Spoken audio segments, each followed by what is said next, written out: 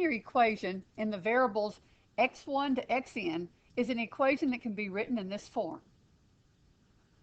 The b and the coefficients a1, a2 up to an are all either real or complex numbers. The x's are the variables. Okay? Usually we know the coefficients in advance. A system of linear equations, or we just refer to it as a linear system, is a collection of one or more of the linear equations that have the same variables. The solution of the system will be a list of numbers that makes each equation true when the values are substituted for the variables x1 to xn respectively. The set of all possible solutions is called the solution set of the linear system. Two linear systems we call equivalent if they have the same solution set. A system of linear equations has one of these three things that happen. Either there's no solution, exactly one solution, or an infinite number of solutions.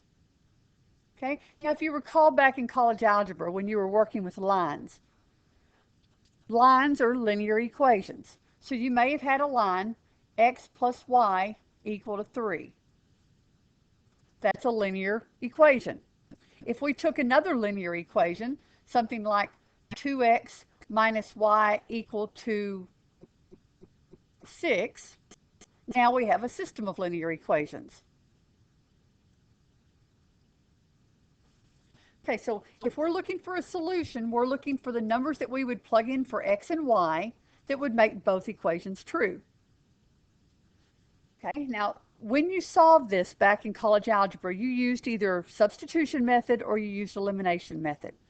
Well, the elimination method works out nicely for this example. If we just add the two equations together, we would get 3x equal to 9. So we see then that the x has to be 3. Now, when we did the elimination method, what we were really doing was we were changing the system. So we started with the system on the left side here, and then we're going to change one of the two equations. So let's just keep the first equation as it is. And now I'm going to replace equation 2 with 1 times the first equation. So I'm going to say equation 1 times 1 plus equation 2. That gave me, when I took 1 times equation 1 added to equation 2, gave me 3x plus 0y equal to 9. Okay, so what we just did was we transformed the system that's in red there to this new system that's easier to solve. Okay, looking at this system, we see the second equation leads us straight to x has to be 3 for that equation to be true. And then we can substitute 3 into the first equation, and we get that the y would have to be 0 for that one to be true. So our solution then is 3, 0 for the x and the y, and we normally write those as ordered pairs, 3, 0, and we're assuming the order is x first and then the y. Okay, so that's a solution. In this particular case, this system has exactly one solution. Okay, now we had times where we had no solutions. So geometrically, you saw that when you looked at two lines that were parallel to each other. So if you had a line like this and a line like this, there would be no solution to the system.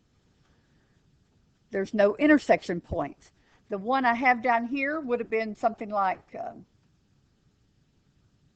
you're going to have intersecting lines in a single point. So what you're finding is you're finding the points that make both equations true. Since graphs of curves or lines are all the points that make that equation true, then what you're finding is you're trying to find the points that make both true, which is their intersection point. Okay, so now how could you also have an infinite number of solutions? Well, you could have two equations such as x plus y equal 1 and maybe 2x plus 2y equal to 2. The equations are different, but they have the same solution sets. So if you were to graph those,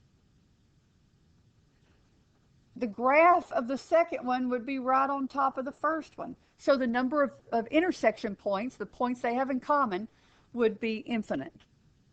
Okay, so that's your possible situations when you have a linear system. And it doesn't matter whether it's two equations with two unknowns or three equations with three unknowns or a larger system.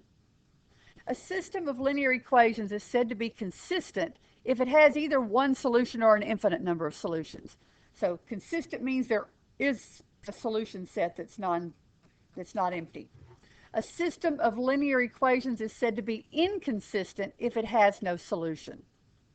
So a situation like this, that would be an inconsistent system. In this case and this case, you would have a consistent system. Okay, so now what we're going to do is we're going to take systems of equations and we're going to represent them with matrices. So storing off the essential information of a linear system can be recorded compactly in a rectangular array called a matrix. So it's just a rectangular array of numbers. Okay, so the way we're going to do that is we're going to take a system like this. Here's a system of three equations with three unknowns, x1, x2, and x3. The matrix that consists of the numbers in front of each of the variables in each equation. So we'd have 1, -2, 1, 0, since there's 0 x1s here, 2, -8, and -4, 5, and 8. If we just take the coefficients of the unknowns, we call that the coefficient matrix for the system. Now sometimes though we want to work with the right side of the equation as well. So an augmented matrix of a system consists of that coefficient matrix with an extra column that contains those constants from the right side of the equation. So these were those constants on the right side of the equations in that system. Okay, this is called an augmented matrix for the system. Okay, so what we're going to do is we're going to solve a system by working with just this coefficient and augmented matrix instead of actually all the equations over and over. That saves a lot of time. We're not having to deal with all the x1, x2, and x3 each time, but we know everything in the first column are the coefficients of the x1, the second column are the coefficients of the x2, the third column will be the coefficients of the x3 for all the equations, and the last column is those constants on the right side of the equations. Okay, so now a matrix size. The size of a matrix tells us how many rows and columns it has. If m and n are positive numbers, m by n is a rectangular array of numbers with m rows and n columns. So that first number is always the number of rows, and the second one is always the number of columns. Okay, so now, like I mentioned before, the basic strategy for solving a linear system will be to replace one of the system that we start with an equivalent system that has the same solution set that'll be easier to solve.